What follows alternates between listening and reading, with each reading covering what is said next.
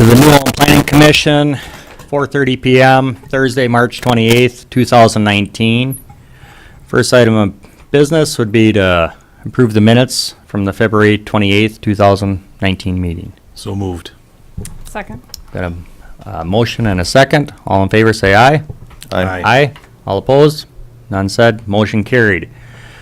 Item number 3.1 is going to be a public hearing to consider an ordinance amending Chapter 9 Land Use Regulations Zoning of the City Code to allow the establishment and issuance of interim use permits.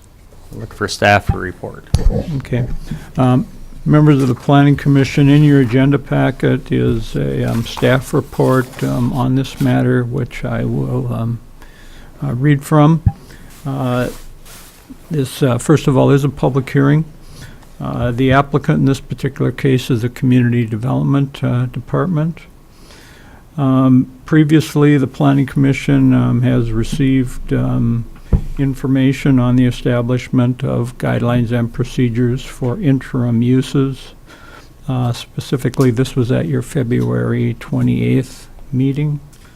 The City Council had previously asked staff to have the Planning Commission consider this type of permit. Minnesota Statutes 462-3597 defines an interim use as a temporary use of property until a particular date, until the occurrence of a particular event, or until zoning regulations no longer permit it. After reviewing a draft ordinance, the Commission voted to conduct a public hearing on the establishment of the interim use, and this was to be obviously done at today's meeting. I should note that the ordinance that you reviewed at last month's meeting has been changed. And so we'll go through some of those changes in the staff report here. The ordinance is numbered 19-032. It consists of 12 subdivisions. There are two subdivisions that merit further review, and those are the two subdivisions where you would see some changes. The first is subdivision 2 identifies the intent of the ordinance and the circumstances allowing its use, and I'd like to refer you to the ordinance. And under intent, there are 4 items listed. So these would be situations in which someone could apply for an interim use permit. The first is to allow a land use for a limited period of time that reasonably utilizes the property in a manner that is otherwise not consistent with the comprehensive plan nor permitted in the applicable zoning district. The second one is to provide the city with a reasonable degree of discretion in determining the suitability of certain designated uses at certain times for specified zoning districts. The third is to allow a use that is presently acceptable but not permitted within the zoning district and with anticipated development may not be acceptable in the future. Good example of that would be like a gravel mining operation. Might be, very suitable at the present time, but as development reaches that type of location, it no longer would be suitable. And then there's also item D is uses the same language that is found in state statutes. The second subdivision that I'd like to have you take a look at is subdivision 5. And subdivision 5 identifies the review criteria for an interim use permit. And you'll note in the language at top that it states that the approval of an interim use permit application requires that the city find that the conditions can be established to ensure all of the following criteria will always be met. And then there are a number of criteria that are listed all the way down from A to J. I would note that one of the criteria, number D, is that the applicant has signed a consent agreement. The composition of the consent agreement is listed on the same page at the top of the sheet, subdivision 4, item A6. And so when we receive requests, these are the criteria that we will use to evaluate them. And then one other change that we made is that we established a maximum term for the interim use permit, and that's in subdivision 11. It's under termination, and that is 5 years from the date of approval. So that would be the maximum that would be permitted. However, an applicant would have the opportunity to reapply at that point in time. If someone should decide to reapply, they have to go through the same steps as they would on an initial application. So that kind of summarizes, the purpose and how we would use an interim use permit. On the last page, I included a copy of the state statutes that authorizes an interim use, and you'll note that it's about a third of a page. So that, in turn, I guess, leaves a certain amount of discretion on the part of the city as to how to enact it. That would conclude staff remarks. Thank you, Dave. This is a public hearing. If anybody in the audience would like to be heard on the matter. And then I guess I got a question for staff. Did we receive any oral or written responses in regards to this? Or No, we did not. Anybody questioning? No. So, open it up for discussion. Well, this is something we really need, I think, for the community. So I think this is going to help bring a lot of things together, so it doesn't continue on with something down the road, years and years to come. I think this gives us some opportunities, with some buildings that might be some challenges to try to get them rented and or sold within our community, and we can see what's going to work or what's not going to work, and what we can improve upon. That's just my thoughts on it. So, anybody else have any other? With that, I'd like to close the public hearing, and we'll look for a motion. Move to approve the recommendation. I'd second that. We have a motion and a second. All in favor, say aye. Aye. Aye. All opposed? Motion carried. That'll go to the next council meeting. Yes, it will. And I gotta get back here. Sorry here. Our next item of business is to consider the application of Shelley Winter to allow a 0 front yard setback on Lot 1, Lot 2, Block 90, north of Center Street, street address 1501 North Broadway. The subject property is presently zoned B2 Service District. Look for staff. All right.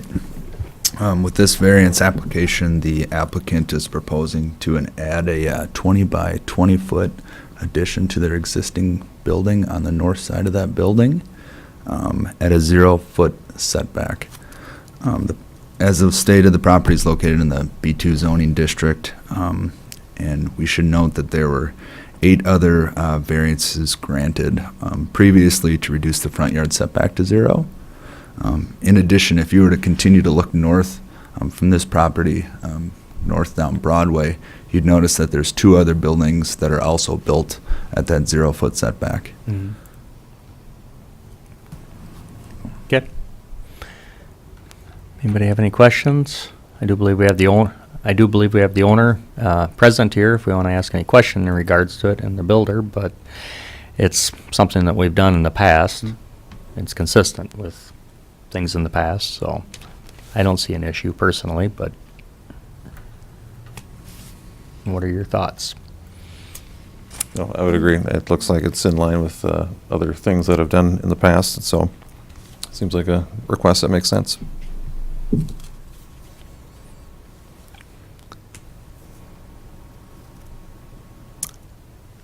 Well, I guess I would look for a motion to approve or deny. And if, I'll make a motion to approve the variance.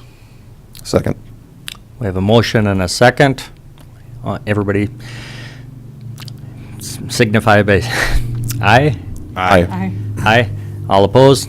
None. Motion carried. Good luck with your project. Yeah, good luck. That'll Thank go to you. the Best council of luck. meeting for April 2nd. And It goes to the council, the next council meeting, April 2nd.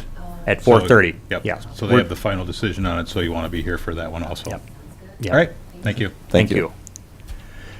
And the next item is to consider the application of Nate Giesecke on behalf of Black Forest Properties LLC for a variance from the city code to allow a lower allocation of required parking stalls for a distillery on property legally described as Sublot A of lots 8, 9, and 10, Block 216, Park Addition, north of Center Street, City of New Ulm, Brown County, Minnesota, lying northeasterly of line parallel with the distant 25 feet northeasterly, measured right angles and radically from the center line of the main track of the Chicago and Northwestern Transportation Company, formerly the Winona and St. Peter Railway Company.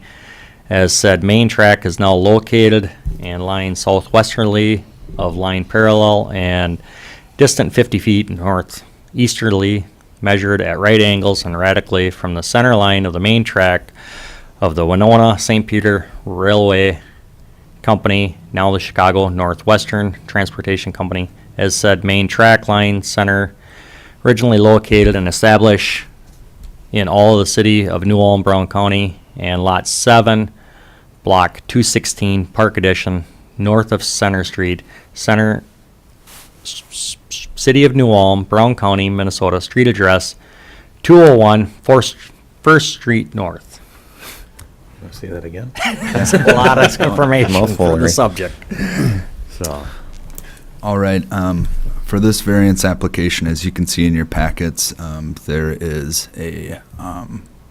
the application. There's also a zoning map showing where the subject property is located in the I-2 zoning district. In addition, there's an aerial photo kind of giving you an overview of the property location. And then lastly, there is also a survey of the property. So for a little bit of background on this one, City code requires certain numbers of off-street parking requirements based on the type of use that's of that property or what's being proposed. So talking with Mr. Giesecke in an email from Mr. Giesecke, the proposed uses of that property are 4.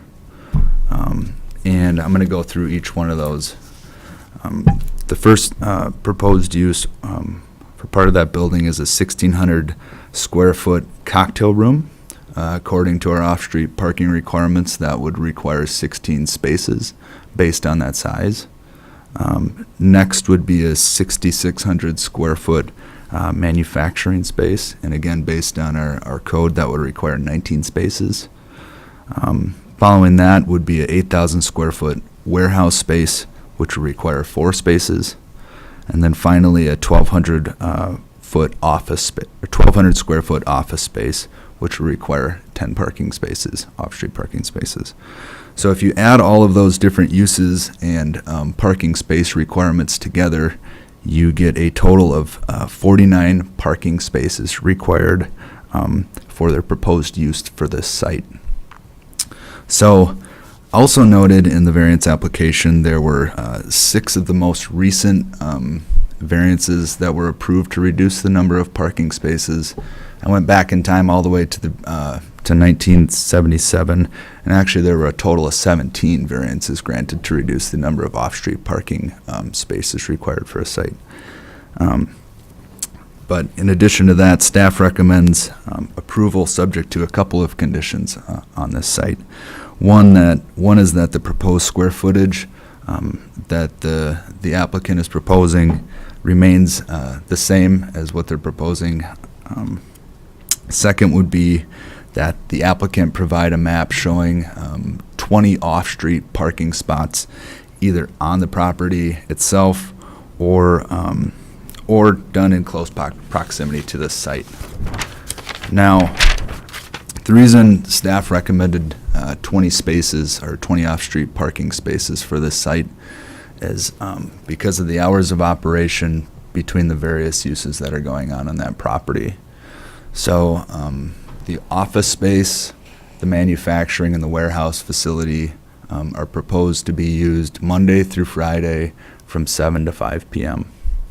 The cocktail room is being proposed currently to be used from 5 to 9 Monday and Friday, Thursday and Friday, from 4 to 9.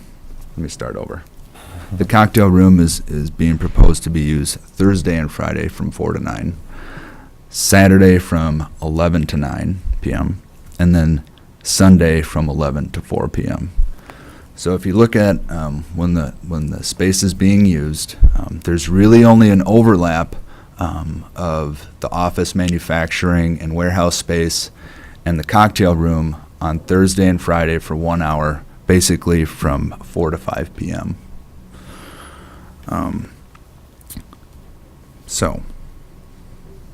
And in addition to that, one last thing is, since the Planning Commission packet was sent out, we have also received a map of proposed parking areas on the property itself from Mr. Giesecke, identifying 12 parking stalls. Now, if you look at what is required for the sizing for parking, for parallel parking, 45-degree parking, and 90-degree parking, and do the measurements on that site of the gravel spaces, and also allowing room for movement of traffic besides those parking spaces, you could probably fit up to 22 stalls on that site. That's it. Okay. Does the applicant wish to speak on behalf of their project? I guess the only thing I would comment. Pick up to the podium. Can you please step up to the podium and state your name and address for the record? Yeah, Nate Giesecke with it's actually Black Frost Distilling. Okay. Besides the parking spots that John spoke of, we also worked with the city a little bit, and they offered some more possible parking availability. Is it John? Could we put that up on the overhead so we could see that for the public out there in the community?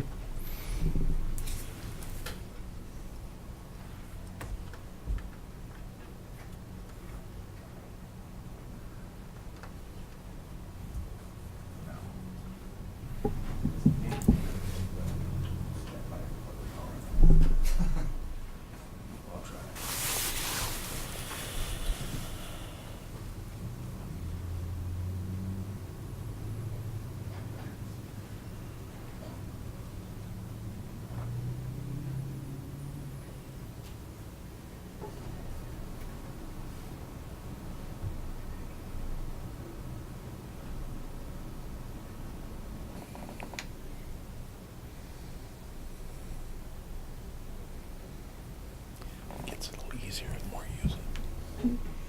I mean this, so it's not bad. Not too bad of a delay.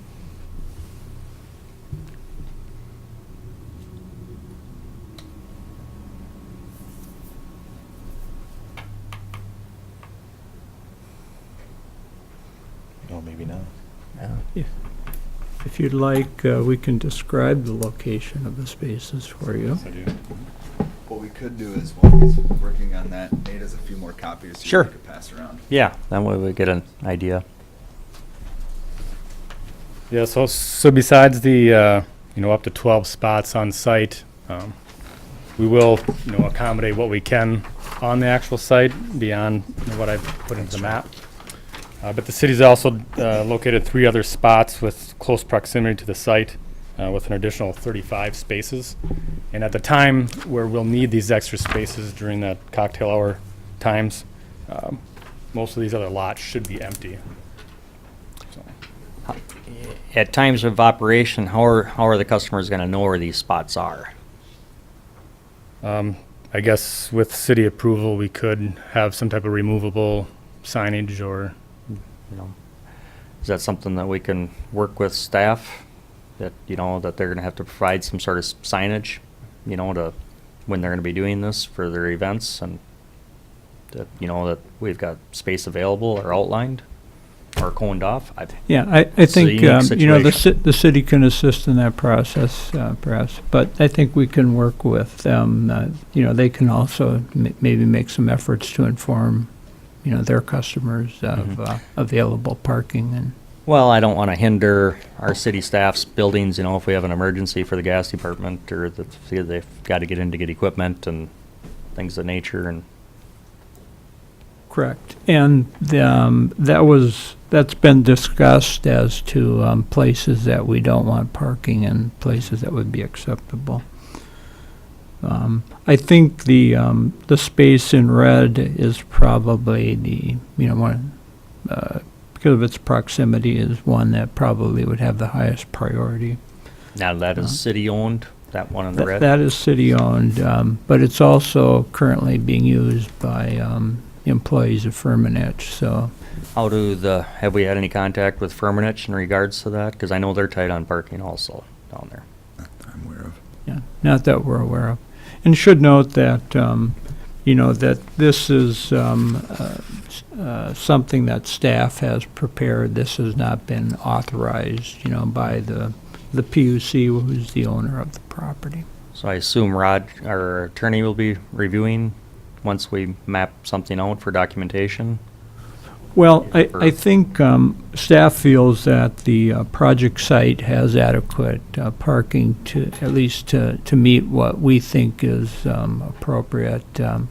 As far as going above and beyond that, yeah, that is something that, you know, could be referred to the city attorney. So this would come back again then for approval? So today, if we approve the parking that's on site, but then the off-street parking will come back at a later date? Well, typically, something like that, if it's not a condition of the approval, it would be, that would be taken care of between the attorney and the appropriate, or the PUC and the owners of the property. Currently, does Firmenich have an agreement with the city for using the parking, or is it just, it's there and they use it? I'm not certain about that.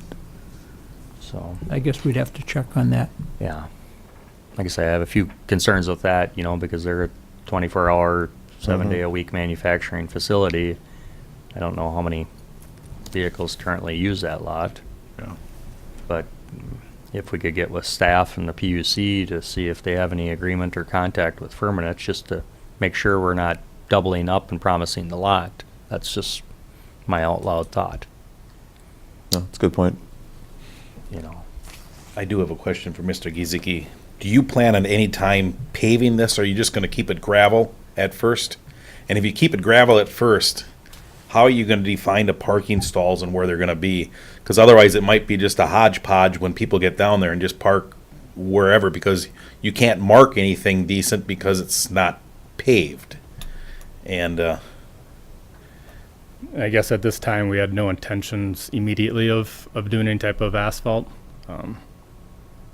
I guess we could still paint lines within the gravel. Obviously, it would have to be a continuous maintenance on that, but somehow or another, just for the first 2 cars or 3 cars, because if otherwise it will look like a cluster down there with all the cars.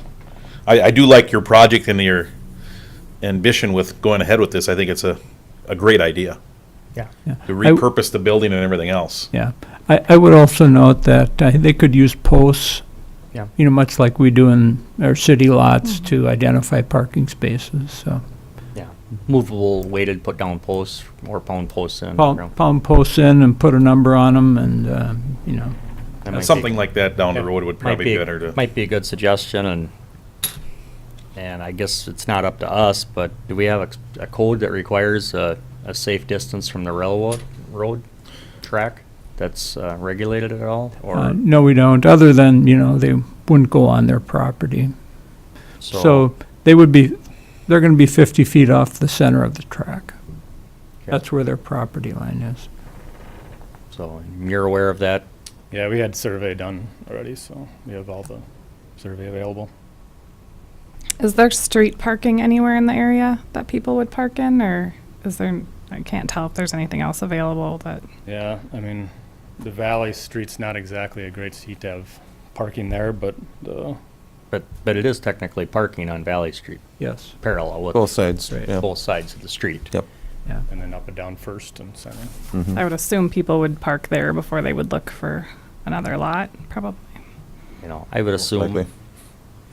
I guess another question is, at a previous meeting when we were doing the land with the property, and we asked that there be no parking parallel or perpendicular to the building, is that curb cut gonna be reinstated there? Or is there not a? No, curb- that was in the encroachment easement, the requirement that there could not be parking between the curb line and the building. Yeah, so that'll get, curb and gutter will get installed, or signage that they Yeah, can't pull in there, Yeah, some action will have to be taken to close that off. so, Yeah, we don't have any of that parking identified, so. okay. Just making sure that you're aware of it and, Mhm. you know, for your project, but I'm fine with it, just, I guess, I stated my, thoughts to city staff to check with the PUC that there's not an agreement with Permanich, and if we can come up with some agreement and post it, I'm fine with it.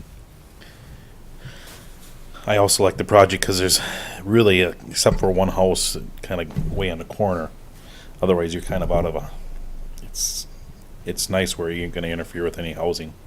I guess another question for staff would be, they're stating their hours at 9 PM. There's still nothing that would hinder that they could be open till, say, 1 AM. Or are we just reflecting, we have to go by the hours that they're stating here? As a condition to the variance, I guess, you could establish hours of operation. I don't know, I guess that's a possibility. I don't know what, liquor laws, would mandate, for this type of operation. I'm not familiar with that. I don't have any idea. The thing about it on his application, if he puts down those certain hours, is he gonna be obligated to those hours? Not unless you specifically Unless list we- that as a condition. You know, I really don't wanna put that as a condition in case, I don't for this situation, but, we might have other unique situations, that might arise within our community that we might consider for different projects within our community. And we're in the industrial area right now, so. Yeah. I might note that if, when we do home occupations, a lot of time we'll say you can't operate home occupation beyond 9 o'clock in the evening, and that's, Mhm. so, you can establish time limits. Well, I don't, Mr. Giesecke, how do you feel about that? I don't really foresee us planning to go much later than that, but if we can avoid a time frame, I guess that would give us more leeway. The problem with putting a time frame on it down the road, let's say if you have some type of festival down there, and all of a sudden you're obligated to close at 9 o'clock, and all of a sudden you gotta come before the council again and get approval for that. I guess it would be easier if we just try to don't put the hours of operation in right now. That might come back to bite us also. I'm not sure. I don't I think the foresee only it. hour operations we're concerned about is overlapping of the uses, Yeah, right? Really, I correct. mean, I guess, yeah. Yeah, Right.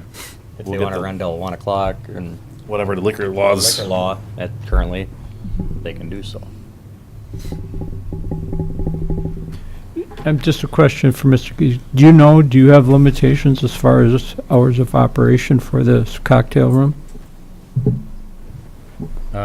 I can't speak on that, I guess, as of now. But at this point in time, as an owner, you're stating that, this is what you're recommending, that your hours are gonna be Yeah, I mean, consistently. we don't really have intention of competing with any of the local bars or anything. It's more of tours and educational type situations and. Okay.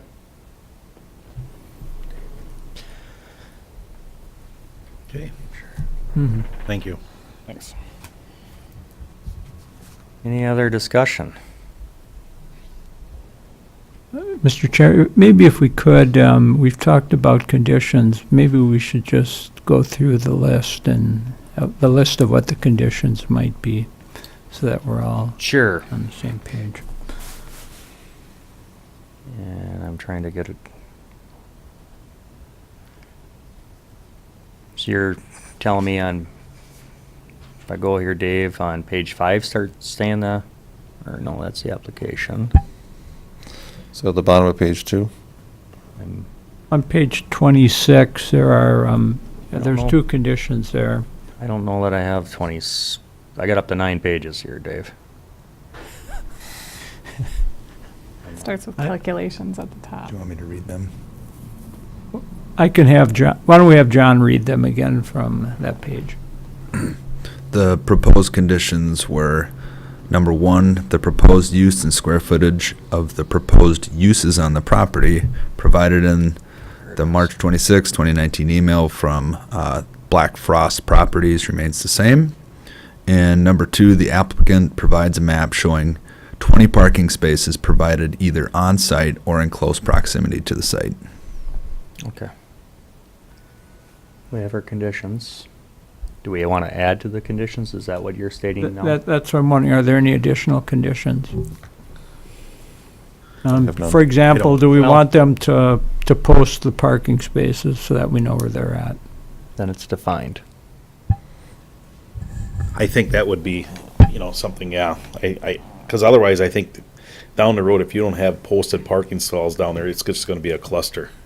I think it's gonna look like mass chaos down there, so somehow or another, we should put an application that they need to have the parking posted for their section that they own right now, or they're gonna be owning. Okay, can do that.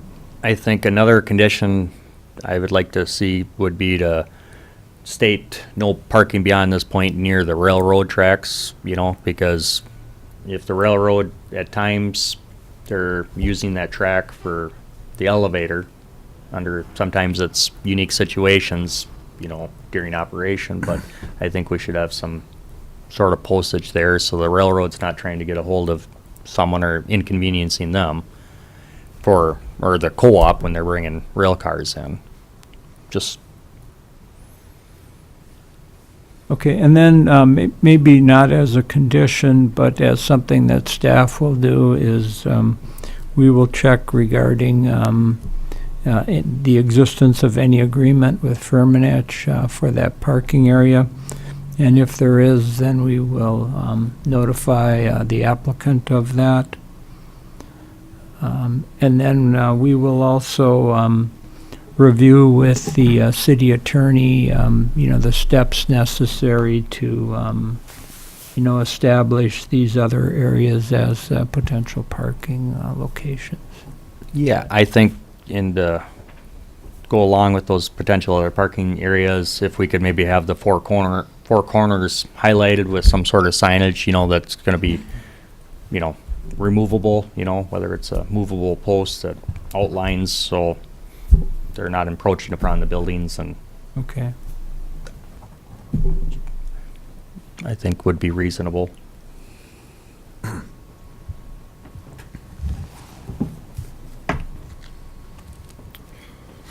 You closing the meeting?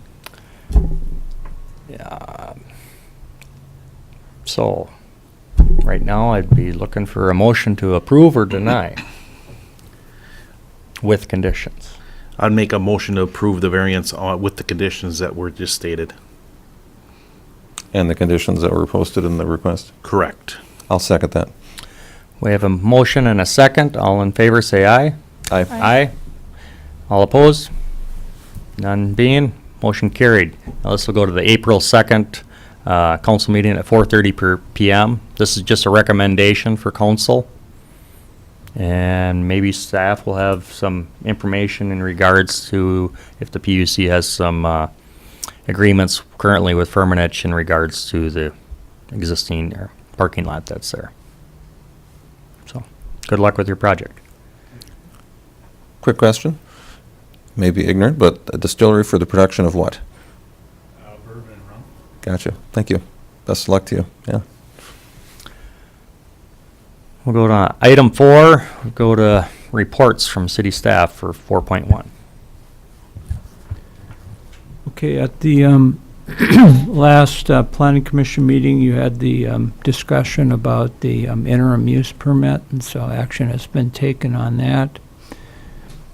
And at that same meeting, we also had also another discussion item, which escapes me right now. Where's for all this technology that we have, did we get to last month's meeting? Parking, right? That's right. It was on the, thank you, on the parking, and that was, there was just simply a motion to wait and not take any further action until something's happened in the downtown area. So that was it. Okay. Item 4.2, Heritage Preservation Commission activities report. Yeah, we had 2 design reviews. One was for Frasden Bank. They are doing a facelift on their building on Minnesota Street, and the other was for a design review for Alliance Bank on building a new bank building just to the south of their current location on the same block there.